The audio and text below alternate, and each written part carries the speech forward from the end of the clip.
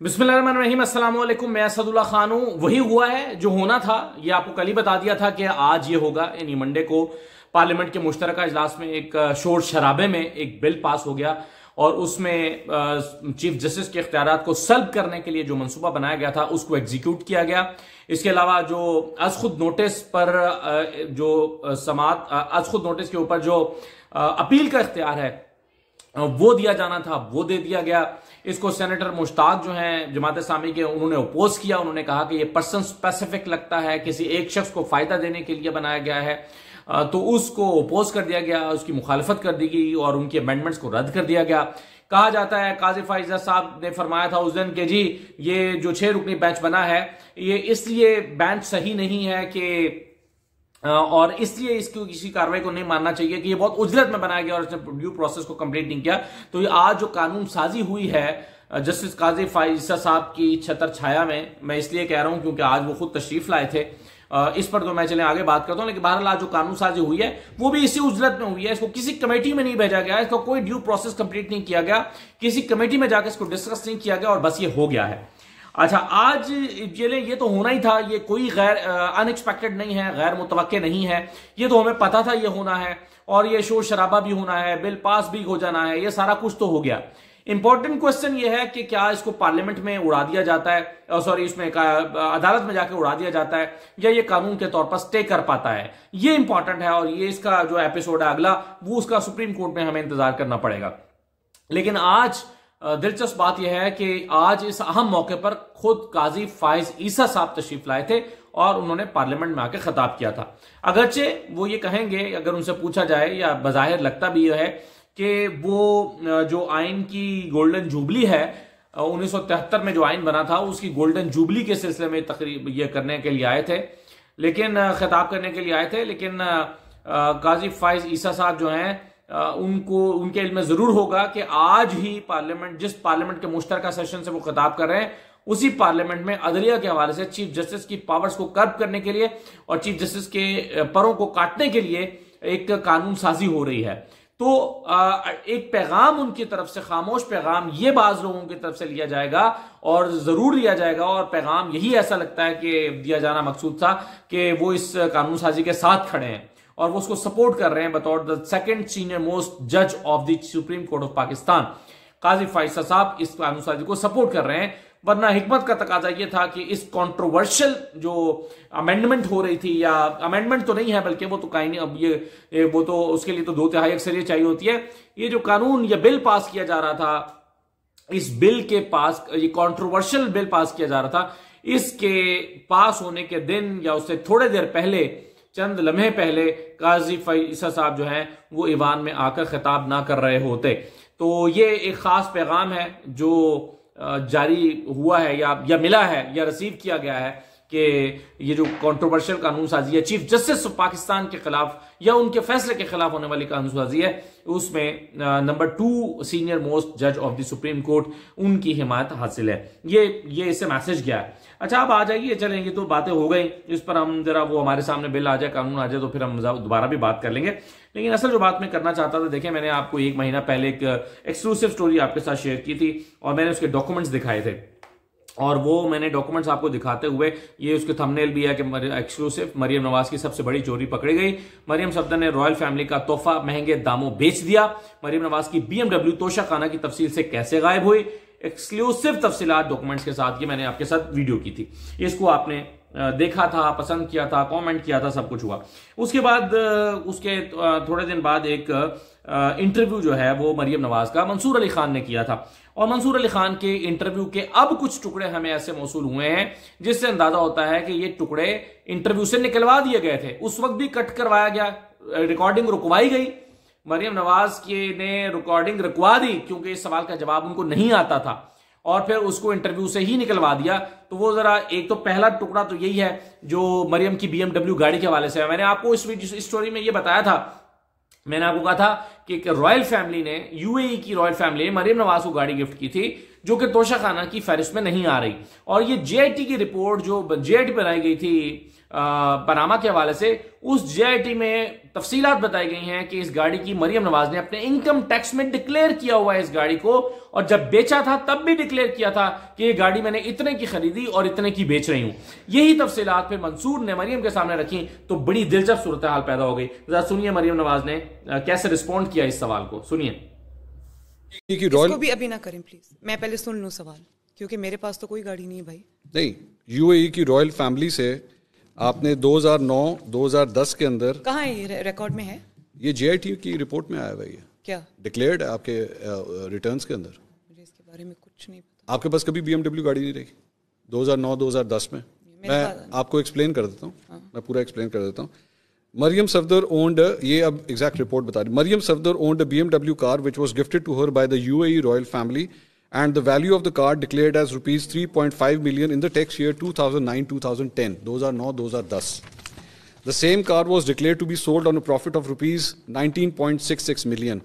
तकरीबन 2 करोड़ रुपए की आपने वो गाड़ी बेची in the year 2011-12. आप पिक्चर इसको वीडियो तो नहीं कर रहे? बंद कर दें जरा please. Such price escalation is abnormal. She declared the same BMW in her wealth statement in the next year 2012-2013 as well. आपने डिक्लेयर किया हुआ इसको अपनी इनकम टैक्स रिटर्न के अंदर। मेरा ख्याल है कि ये फैमिली की कोई होगी, मुझे इस पे से ऑनेस्ट। उसके बाद मैं इसको चेक करके आपके पास वापस आ सकता हूं। सफदर साहब ने उसके बाद, मेरे पास वैसे कभी BMW नहीं थी। आपकी वो कौन सी गाड़ी थी जो नैब के दफ्तर के बाहर हिट हुई थी? वो थी लैंड क्रूजर थी। ये सफदर साहब ने भी डिक्लेयर किया हुआ क्या अपने एसेट्स के अंदर? ये बिजनेस ऑफिस ने किया होगा, मुझे चेक करना पड़ेगा। अच्छा, मेरे पास इसके फैक्ट्स नहीं है। नहीं, मेरे पास है ही नहीं डिटेल, मुझे पता ही नहीं। ये अच्छा, ये रिटर्न्स के अंदर वैसे लिखा नहीं। मैं अब I will get back to you with that. मुझे आई हैव नो इन्फॉर्मेशन। ये कब की, कौन से ईयर की है? 2009-2010। मुझे नहीं पता, मैं चेक कर। अच्छा, आपको उसका नहीं पता। अच्छा, ये एक और है जिसके अंदर आपने गिफ्ट्स रिसीव किए हैं 2010 से लेके 2016 तक। 2010 के अंदर जो है वो आपने गिफ्ट्स रिसीव किए तकरीबन 31 मिलियन के अप्रॉक्सीमेटली। मुझे नहीं पता, ये तो आपके टैक्स में डिक्लेयर हुआ है। फैमिली ने दिया। ये सारी जेआईटी के अंदर है, जेआईटी के। अच्छा, अब इसमें 2-3 चीजें बड़ी इंटरेस्टिंग है। देखें, ये वैसे तो मैं ये डॉक्यूमेंट्स आपके साथ शेयर कर चुका हूं, जो मैं वीडियो का भी मैंने आपको स्क्रीनशॉट भी दिखाया था। तो वही सवाल मंसूर अली खान ने भी मरियम से जब पूछा तो वो बड़ी बदमजा हुई और वो इसको एक्सपेक्ट नहीं कर रही थी। और वो कहती, उनसे जब पूछा कि आपके पास कभी भी BMW नहीं गाड़ी रही, तो उनका एक्सप्रेशन बड़ा मजे का था। उन्होंने कहा, तो मतलब वो आप मतलब फेस एक्सप्रेशन, बॉडी लैंग्वेज से ही आपको अंदाजा तो हो रहा है कि क्या हुआ है। वो कहती हैं, अच्छा, सबसे पहले उन्होंने एक पैंतरा खेला। उन्होंने कहा, ये है रिकॉर्ड में? यानी रिकॉर्ड तो हमें भी पता है कि रिकॉर्ड से तो ये गायब हो चुका है, ये रिकॉर्ड में आया ही नहीं है तोशाखाना के रिकॉर्ड में। तो कहती है रिकॉर्ड में। तो यानी उन्होंने मंसूर को कच्चा करने या शर्मिंदा करने की कोशिश की। मंसूर ने कहा कि नहीं, इसमें तो नहीं है, लेकिन ये जो है वो जेआईटी के रिकॉर्ड में है। उन्होंने कहा, अच्छा, फिर मुझे चेक करना पड़ेगा। भाई, आपने बेची कितने की, आपने खरीदी कितने की, सॉरी वो खरीदी तो आपने क्या, गिफ्ट था, उसकी वैल्यू कितनी शो की, फिर आपने बेची कितने की, फिर आपने उस पर प्रॉफिट कितना लगाया, फिर वो आपने प्रॉफिट जो है वो जो आपने कमाया वो आपने इसमें कर दिया। वो कहती, मुझे तो पता ही नहीं है इस बारे में। तो अब जाहिर है इसमें क्वेश्चन ये बनता है कि आपने, जो इमरान खान को आप कहते हैं कि आपने तोहफे में मिली हुई घड़ी को बेच क्यों दिया, तो यही सवाल था मेरा भी उस वक्त कि आपने तोहफे में मिली हुई गाड़ी को बेचकर पैसे क्यों कमाए, प्रॉफिट क्यों कमा लिया, बेचा क्यों अगर वो आपको तोहफा मिला था। तो वो कहती है, नहीं, ये काट दे, मुझे इसका नहीं पता, ये रिकॉर्ड ना कीजिएगा। ये रिकॉर्ड तो नहीं कर रहे ना? पीछे गालिबन जो आवाज आ रही है वो मरियम औरंगजेब की है और वो भी यही कह रही है कि ये अब आप रिकॉर्ड ना कीजिएगा, इसका हमें नहीं पता। तो मतलब छोड़ दें, इसको छोड़ दें मंसूर, इसको छोड़ दें।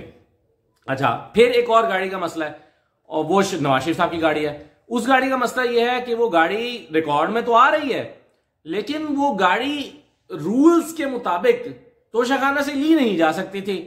अब ये जब पूछा गया उनसे तो इसका क्या जवाब दिया उन्होंने, ये भी सुन लें जरा। ये नहीं लेना चाहिए, वो एक अलग बहस। 90s में ली हुई गाड़ी। एक सेकंड, लेकिन तोशाखाना से चीज चोरी करना वो जुर्म है। ठीक, 90s में ली हुई गाड़ी 2008 में क्यों क्लियर हो रही है? 90s में ली गई गाड़ी 2008 में क्यों क्लियर हो रही है? क्योंकि वो जो मेरी इल्म में जहाँ तक फैक्ट है वो ये है कि जब यूसुफ रजा गिलानी साहब के मेरे ख्याल है उनकी हुकूमत थी तब। जी ऐसे ही है। तो उन्होंने कहा ये तोहफा आपको मिला हुआ है और ये आपकी है, ये खड़ी हुई है और आप इसके जो ड्यूज हैं, जो परसेंटेज है वो पे करें। गाड़ी अलाउड नहीं थी उस वक्त, गाड़ी अलाउड नहीं थी। ये किसने बताया आपको? गाड़ी अलाउड नहीं थी, रूल्स ये कहते हैं कि गाड़ी अलाउड नहीं थी। नहीं, लेकिन आप एक सेकंड जरा इसको काटें। नहीं, मुझे बताएं इसका फैक्ट क्या है।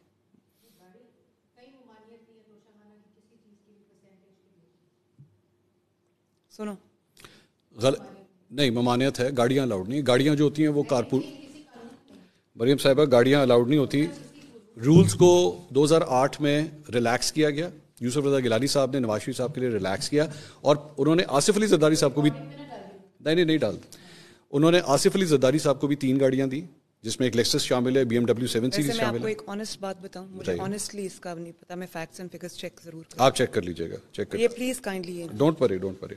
एक और आपके हवाले से भी एक रिपोर्ट सामने आई। अच्छा, अब देखें ये क्लिप्स हमारे सामने आ गए हैं। अब उनसे जब पूछा गया कि रूल्स में तो अलाउड नहीं है, अच्छा वो कह रही है अच्छा रूल्स में अलाउड नहीं है मरियम, और फिर मरियम औरंगजेब कह रही हैं कि नहीं रूल्स में अलाउड है, कोई ममानियत नहीं है, कोई ममानियत नहीं है। आप अच्छा मरियम कहती हैं, मरियम नवाज कहती हैं कि अच्छा देखें सुने जरा मरियम औरंगजेब क्या कह रही हैं। तो फिर एंकर कहते हैं कि नहीं ममानियत तो है। तो ये बड़े दिलचस्प क्लिप्स हमारे सामने हैं। मुझे नहीं पता ये कैसे सामने आ गए।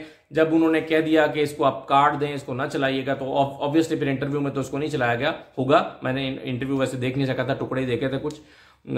लेकिन यह है कि ये अब ये कहीं से रिकॉर्डिंग में तो जाहिर पड़ा होगा।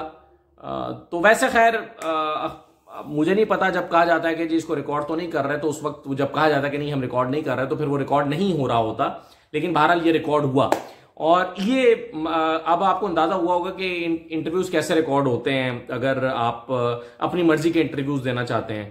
तो ये इस इंटरव्यू में वैसे भी बहुत सारी चीजें अनएक्सपेक्टेड थी मरियम नवाज के लिए, तो उस पर वो बहुत अनकंफर्टेबल हुई और कहा कि ये तो नहीं कर रहे रिकॉर्ड, ये रिकॉर्ड तो नहीं कर रहे, अच्छा ये ना डाल दीजिएगा, कहीं ये ना कर दीजिएगा। वो सब कुछ भी रिकॉर्ड हुआ है और वो हमारे सामने आ गया है। तो अब उसमें वो कहती हैं कि नहीं जी गाड़ी लेने में कोई मुमायनत नहीं थी। तो वो एक तरफ इमरान खान से हिसाब मांगती हैं, दूसरी तरफ वो खुद फंस गई हैं। तो ये कुछ चीजें जो है वो कुछ क्लिप्स हमारे सामने आए हैं जिससे मरियम साहबा जो है वो बहुत अपसेट और परेशान है। तो बहरहाल देखिए अब कल की डेवलपमेंट, कल जो है वो बड़ी इंपॉर्टेंट चीजें होनी है सुप्रीम कोर्ट में, क्योंकि एक तो 11 तारीख को रिपोर्ट आनी है इलेक्शन कमीशन की। अभी मैं देख रहा था कुछ उनकी तरफ से कुछ एलामिया या कुछ ऐसी चीज, शायद वो मीटिंग हुई भी है जिसमें उन्होंने शिकवा किया कि हमारे इख्तियारात को सब किया जा रहा है। उसको चेक कर लेंगे जरा, मैं उस पर डिटेल से उस पर बात करेंगे रात में। और इसके अलावा ये कानून साजी का क्या बनता है इस पर नजर रखने की जरूरत है। इजाजत दीजिए, अल्लाह हाफिज।